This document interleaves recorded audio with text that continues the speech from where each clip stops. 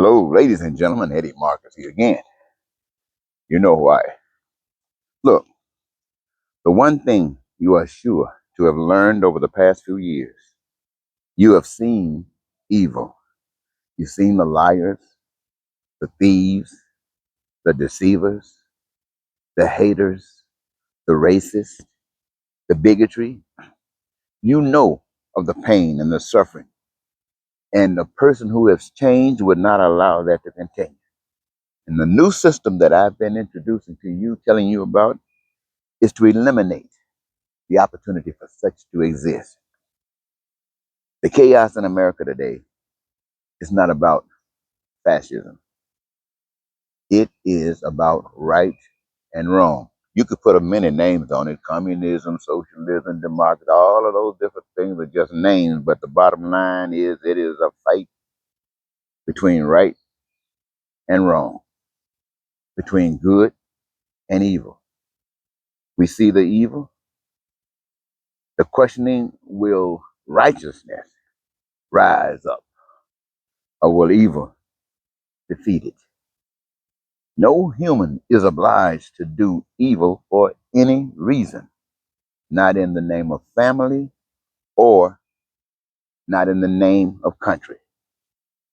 America is living evil. Decent people are trying to stop it. But remember, righteous has its own rules, not dictated by evil. A righteous person will resist evil. Let me say that again. A righteous person will resist evil. Evil rules as well. Evil against people. Evil in the name of law will be resisted by those who represent righteous. The Marines, you heard about them, just had to endure their father being beaten by the American government, and the American people accepted it because they have been demanded that it is dealt with, and it hasn't been. The sons, my friends, disrespected God. 3 sons within the military. 2 still in. I understand 1 is out.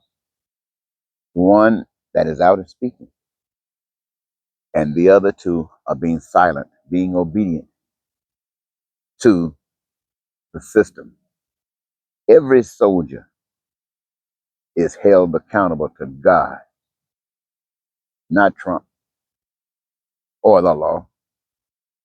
To do otherwise is evidence that the white God is a low down crook whose end has come. Now, what do I say here? Here are some people who have been trained in American propaganda. They have joined the Marines to show that they're committed to the American propaganda. And the propaganda, I believe, I like to think that they hoped was real, would allow peace and things that his father went through not to happen. But it did happen. They were deceived. These men who have taken an oath to put on a uniform, to put on an armament, put a gun in their hand, to go and fight to defend this nation. And if defending this nation meant killing someone else, they were prepared to do it, took an oath to do it, and they came back here and their own dad was beaten by a vicious government. A government as worse as any government they went out there to fight. And they said what one said, and the other, shut up, continue to wear the uniform. Now, how in the heck can something change like that? Tell me, ladies and gentlemen, how can something change if you're going to sit there and take it? Let me ask you, the American people. You see these ICE people, they're nothing but racists and bigots and con artists and Ku Klux Klan and haters. That's all got those uniforms on. And they're ready to go out there and attack anybody and beat them down. And every time I see that happen on TV or I can imagine it happening anywhere, I see you as wildebeest sitting around observing this stuff, too afraid to do anything, or whatever your reason might be. Your reason might say, whatever your reason might be. I'm not going to try to define it. But you sit there and you take it. That's you being beaten for the same reason that this other person is being beaten. And the rest of America sitting back there looking at it. Looking at it there on the streets, looking at it on TV, looking at it on the news, and doing nothing. If you allow this to happen to you, ladies and gentlemen, it is because you absolutely deserve it. Maybe because you were taught like that.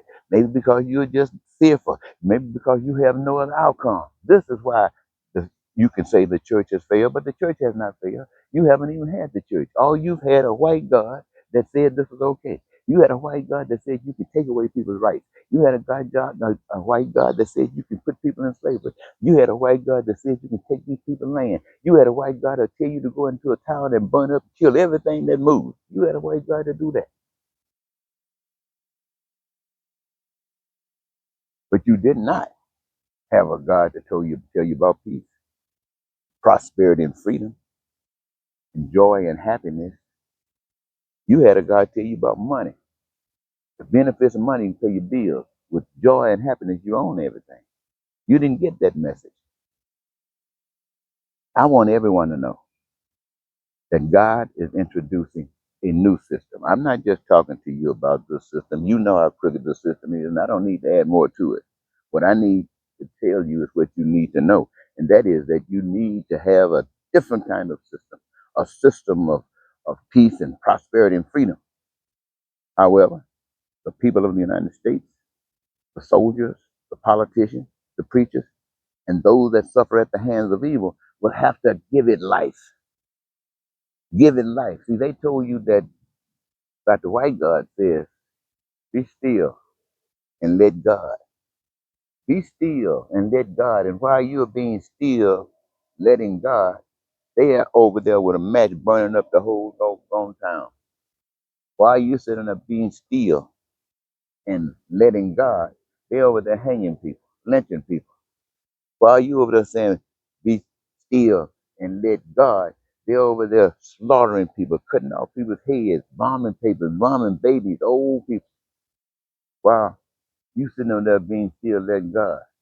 No, my friend, that does exactly what it does. It tricks you to sit up and let evil do everything you want to do. But there is a new day, and that new day comes around and says, you don't take it. Nope. America today is overcome with evil. In order for the arrival of the new system, it requires rejecting the evil. That means rejecting, making those soldiers who said that watch their daddy get beat, pull off that uniform and tell America if they're going to act like that, then go to hell. You don't want to have anything that can do any connection with that. And you military guys, you know if you know the difference between right and wrong. Most of you probably don't. But if you do, how in the hell can you stand this? Only way you can stand it because you have no connection with the righteousness. You have no connection with God. I come to tell you that. I'm coming to tell you. I come to challenge you that everything that's happening around that you put on and have some justification for not engaging yourself, it's going to happen to you. Ask the people in Cuba or those people down in Florida who, for some strange reason, decided to vote for Donald Trump. When black people were running for office, black people telling you about the hell that they've experienced and what they're trying to stop. And they're trying to stop it not just for themselves, but you as well. But in order for them to be able to stop it, they need your support. You can't stand on the sideline. You need to go to the polls and vote it for that kind of system. But for some strange reason, you bought into the propaganda as well. You believe that you were white. You believe that when they were going to do the dirty and cause pain and suffering to people, they were going to be doing it to black people. And so you didn't have to worry about anything. You were left out. And you went and voted for your enemy. That's what America has done today. America has voted for the devil. America has voted for all of the evil on the face of the earth. Donald Trump and his people who don't know nothing about God are willing to bring it to you. But I'm telling you, ladies and gentlemen, there is a God that got a plan for all of us, every human being on the face of the earth. And I say anybody and everybody that's being persecuted, wherever you are in America, wherever you are in Russia, wherever you are in North Korea, wherever you are in Africa, wherever you are, there's a God that demands if you want the love of life, you got to stand up. That is what the price you got to pay for the love of life. Stand up for the love of life. That's your price that you got to pay. And if you don't stand up for the love of life, you'll lay your butt down for death. And that's exactly what you're getting right now. And it ain't nothing like it's going to be If you don't change, especially after you're getting a message like this, I'm telling you, not just America. I'm talking to poor people, talking about people, like I said, who've been suffering all your life, looking at people at the top up there with everything, and your whole life has been hell. I'm asking and saying, why won't every last one of you, wherever you are, let the people of the globe stand up and say, we're tired of this stuff. And we're going to end it right now because we're going to resist everything that's been holding us down. And the system of government that has been our burden got to go. But the new system, my friend, it works for everybody. And it's simple. You put everybody to work, everybody within the system, wherever you are, even doing the things you do now. But you go to work and you find a job that you love, the job that gives you your greatest joy. All of the resources are here, my friends, and everything that exists they will continue to exist. They can't stop it. You're the worker. Keep right on doing. You don't need money to do this. All you need is the will and the resource and a need, and the people will be all you need to get you going. And you will own everything that's made. You don't have to bend to anybody. You don't have to bend to anybody because God said it so you can be free. Now I'm giving you my message for today.